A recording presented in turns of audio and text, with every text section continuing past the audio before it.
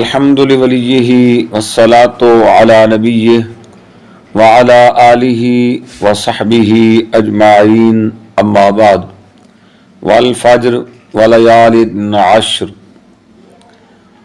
قسم اس صبح کی اور ان مقدس 10 راتوں کی۔ محتشم ناظرین اکرام،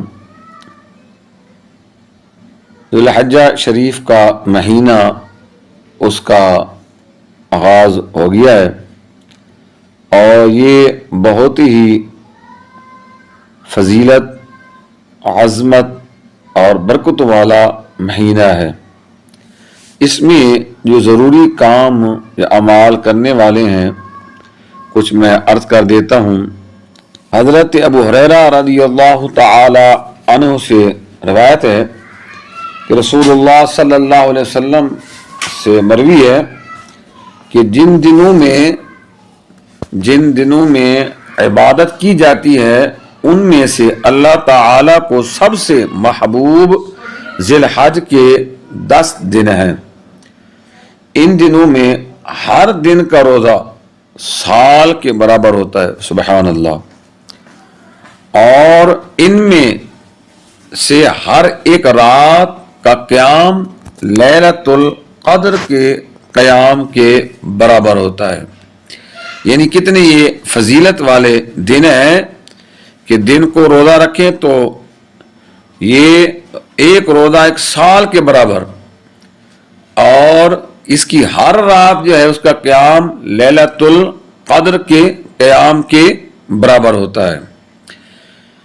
اس لیے ان دنوں میں کوشش کرنی چاہیے کہ کثرت کے ساتھ آپ اللہ تعالی کا ذکر فرمائیں، اس طرح سبحان اللہ، الحمدللہ، اللہ اکبر، اور اگر اس کو جمع کریں تو سبحان اللہ والحمدللہ ولا الہ الا اللہ واللہ اکبر لا حول ولا قوة الا باللہ العلی العظیم۔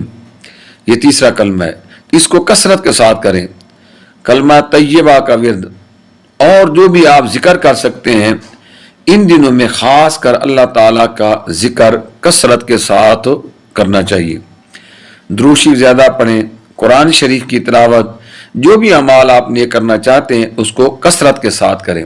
صدقات میں اضافہ کر دیں، حسن سلوک میں اضافہ کر دیں، رشتہ داروں میں، ماں باپ میں، کیونکہ یہ دن اللہ تعالیٰ کو بہت زیادہ محبوب دن اور پیارے دن ہیں۔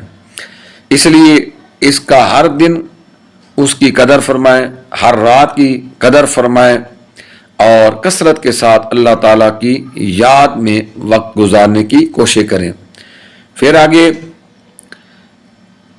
ایام نحر، قربانی کے دن، رسول اللہ صلی اللہ علیہ وسلم نے فرمایا کہ ان دنوں میں جتنی بھی عبادات کی جاتی ہیں، ہر عبادت اللہ کے نزدیک اس کی قدر ہے، مقبول ہوتی ہے، اللہ تعالیٰ اپنے کرم سے قبول فرماتا ہے۔ جتنی بھی عبادات ہیں، صدقات ہیں، خیرات ہیں، لیکن سب سے زیادہ جو اللہ کی بارگاہ میں مقبول ہوتی ہے، سب سے زیادہ ثواب جس کا ہوتا ہے وہ قربانی ہے۔ قربانی سے بڑھ کر کوئی عبادت زیادہ مقبول اللہ کی بارگاہ میں ثواب والی نہیں ہوتی۔ اس لیے قربانی جو ہے یہ صاحب استطاعت ہے وہ ان دونوں میں ضرور کیا کریں۔ اور حضور علیہ الصلوۃ والسلام کے غلاموں، ان دنوں کے اندر قیام میں آپ اضافہ فرما دیں، صدقات میں، خیرات میں۔